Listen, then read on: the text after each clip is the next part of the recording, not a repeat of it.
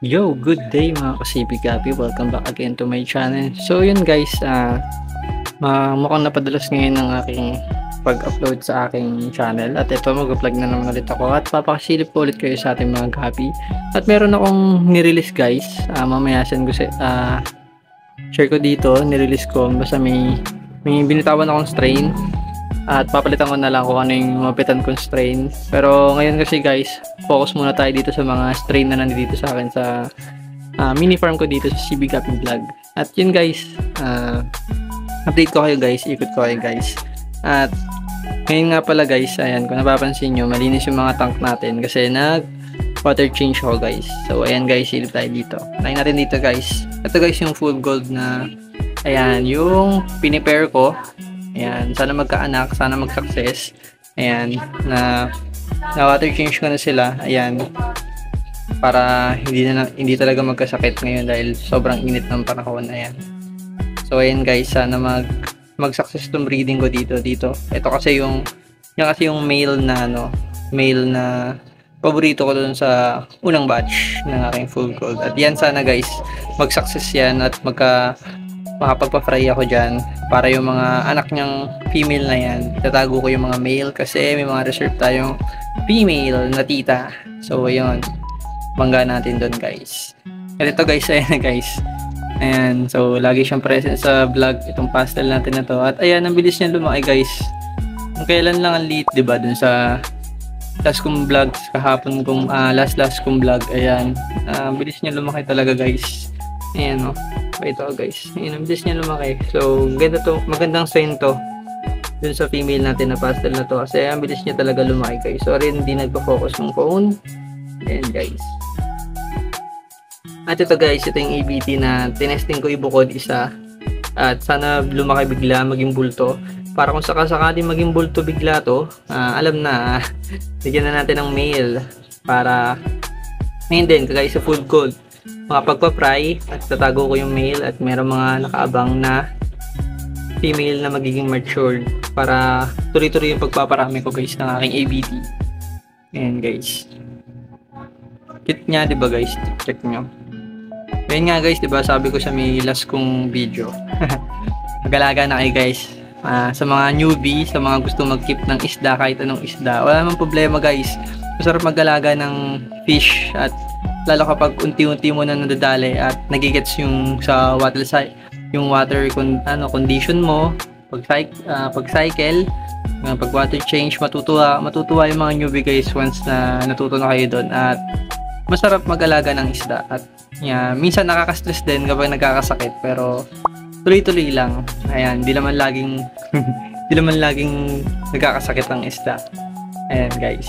Ito guys yung ito yung breeder ko na feeder. Ayan, so nilagay ko yung reserve female na isa. Ayan, kasi nga nagbawas na rin ako ng gapi at pakita ko mamaya kung ano yung inalis ko ngayon sa string ko. Ayan guys, so ayan guys, full platinum na tong 2 months old kong male na to. Lapit na. So kaya ako napili itong breeder din to guys kasi sobrang round ng tail. Actually sila naman lahat round kagaya nito guys, ayan mga ginugroom ko. Ito kapatid to nung magto 2 months na nandito kasi yung mga kapatid niya dito, so nakuha na ng isang buyer, tutuloy na lang daw niya yung pag-groom kasi gusto niya yung mga tail at may na rin yun, may ears na rin yun. Ito yung magwa 1 month to. Ayan, itong magwa 1 month na to. Ayan guys, so ganda, nagkaka-ears na sila at puro round tail sila guys. Wala talagang sabit, puro round. Ayan kung napapansin. Ayan, busog na busog guys kasi guys kaka-BBS lang nila. Yung ibang kapatid na ito guys, nandun sa may tab natin na ganito. Ay, hindi, basta yung tab dun sa kabila. So nagbuhod ako para hindi sila masyadong crowded. So ngayon konti-konti na lang ako mag-breeding pero gusto ko quality naman. So ayan, kagaya nito, 6 nang na female full gold dito. At dito sa may kabila, 15 gallons, may 15 din na full gold. Ay, 14 to. Mabibilis nga lumaki guys. So ayan, lalaki na nila. Kailan diba guys, sa video ko medyo maliit pa. Pero ayan, lumalaki na sila guys. So konti na lang, available na ulit yan. Pwede na kayong kumuha. At hinihintay ko lang kasi yung ibang male mag-platinum gold. Ayan guys. Kasi ito guys, pag ito lumaki-laki pa yung ears nito, pag lumaki-laki pa yung ears nito, at saka ito, pag lumaki-laki pa yung ears, ayan, yung mga ginugroom ko na yan. At ito guys, pag lumaki-laki pa yung ears nito din, pag siguro mga 15 to 20 days pa, ayan, kasi ito matanda to mas ahead to Ito, magka-batch to. Ito, sa other to na isa, yung medyo mas maliit siya, pero ayan, nag-ears na, maganda yung hulma ng tail. Sila naman halos lahat magaganda yung hulma ng tail. Available yan, tatlo na yan. Kung kukuha kayo ng trio, available yan. So ito. Huwag lang ito may kasamang female kasi for breeding ko yan. Ayan. Ito yung plan B ko na set B breeder at set A breeder. Ayan. Kasi doon ako sa mga anak nila nagbabangga. Okay, so hey guys, punta tayo sa mga tab natin. At ito guys, ito naman guys yung mga mag-1 month din. Mag-1 month pa lang to guys. Ayan, mag-1 month na pastel. At sana guys, ito, sana all female to kasi kailangan ko talaga is female. Sana mag-all female lahat to. Pero kapag may nakita ko dyan na medyo tumulis at kumulay, aalisin ko na guys. Ilalagay ko na dun sa may male tank na nandoon guys. Nandoon sa gitna na 5 gallon. Yan. Ayan guys. At dito guys, ayan, may 4 dito na mas platinum full gold. Ayan, kung gusto nyo mag-avail, ayan, pwede naman. Ayan, 4 to from second batch, second female. Ayan guys, 24k gold na sila. Maganda mag-pull pa kasi meron pang hindi masyadong molt na part sa bandang ibabaw pero bata pa kasi guys ayan, bata pa, magto 2 months pa lang din. Ito yung kapatid din nila. Ito mas medyo late yung pagka-molt nila. So ilan sila dito?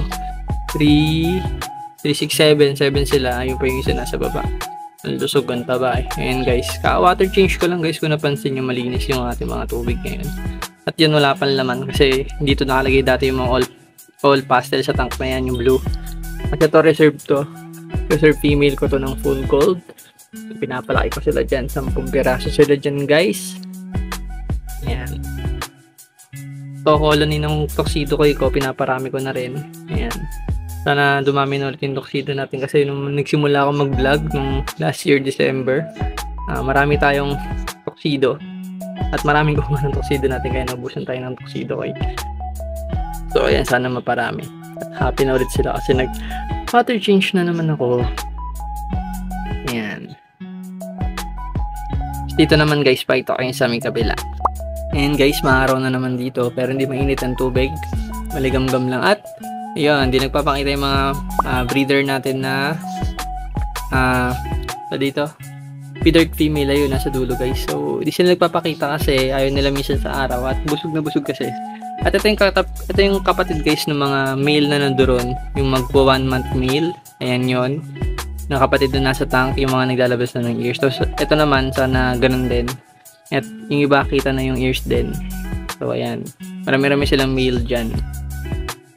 Ito, hinayaan ko na lang talaga to lumaki. At pag may nag-ears dyan at may maganda pa naman, siyempre hindi naman yan totally lahat kal. Kasi pang 4th batch na to guys, dun sa unang breeder ko na in-out ko na Big Mamang P8. So pang-4 na batch na to, so hindi ko na alam kung okay pa to. So kung wala, out natin sa mga newbie. Ayan, kung gusto nila, mura-mura yan. Pero palakayin ko muna guys. Wala pa yan days old pa lang yung guys So hindi pa natin alam kung may maganda dyan nalalaki. So punta tayo sa may kabilang tab guys. So pag guys, may full gold pa ulit dito na mga male. Ayan, mga reserve pa to. Madami-dami pa. Dami kong fry ng ano guys ay dami kong crow out ng full gold natin. Ayan. Ayan guys. Tapos dito, pastel, HB. Yan o. 1 month, fry pa lang. At yun yung isang breeder na lalaki na tira sa akin. Tapos dito, ito yung naabangan kong anak ng Peter. So namatay yung nanay, bilis mamatay, sumbuga lang. So okay lang kasi pangbangga natin yun. So ito mga reserve to guys. At ito na guys, nawala na dito yung ating mga, wala na guys yung ano natin dito, mga albino full platinum white. At chinat ko na lang si Sir Jeffrey na si Bossing Jeffrey, si Kuis, yung nagbigay nun na pag dumami yung feeder ko, bibigyan ko siya ng 3, babawian ko na lang. Kasi guys, na-realize ko yung nandito, ang tagal na talaga ang kunat lumaki. So, pinasa ko na sa isang regular buyer ko, si Sir Mark, na sa taga Alabang. So, shoutout sa Sir, at ayun, sana matuloy niya kasi malaki na yung male nun at may dalawang malaking female doon. Sana matuloy niya yung line na yon. So, okay pa naman yun. Maganda pa naman. So, dami kong inubos na BBS dun yun. At ito guys, walang laman, may isang ABT, ayan. Nadidelay yung laki. Male yan, so tinabi ko dyan. Guys, wala itong laman, so bala ko dito. Nabambala ko dito. Siguro mga P-Dart female lagay ko dito. Binando din sa may tank guys. Ayan guys, silipin natin. So magaganda to, itong mga female P-Dart dito. Kapatid ko nung nandun guys, yung tank na nandun. Kapatid yan to. Ang ganda ng bilis lumaki oh. Maganda talaga ang bilis lumaki oh. 1 month pa lang sila, ang bilis lumaki. Magba 1 month guys. Bilis lumaki oh. Kasi ito guys, silip ko na lang guys sa ABT. Ito guys, ito yung ABT. ABT to na female. Galing doon sa isang female ko dati na breeder na namatay. Ayan guys. Ito yung mga pastel male, ang bibilis lumaki. Ito yung kapatid ng mga all female nandun sa may kabilang tank guys. Kasi ito, all male to, 7. So, konti pa lang guys. Ilan pa lang yung ano ko sa ABT ko, pero di mo na ako mag-out yan kasi akin muna yan. Paparelease ko. Si Sir Bertsen sila, nag-chat sa akin. Nagtanong kung sa ABT ko. Kaso ang hanap niya is ribbon. So, hindi pala. Pero, nag-chat siya. Sabi ko, hindi mo na available. Pero, hindi naman siya kukuha kasi ang hanap niya is ribbon gens. So, hindi to ribbon gens, guys. Pero, quality, guys. Hindi masyado makita yung nag-blurred eh. Bata pa niyang guys, maliit pa eh. At sinabol na ito. 1 month pa lang itong mga pastel sa hinabol eh. O hinabol yung size ng ABT hinabol.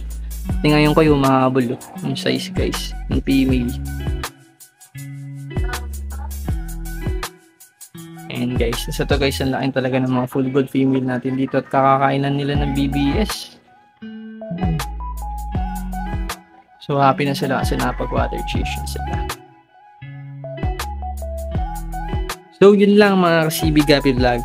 So kita tayo sa next vlog. Sheesh!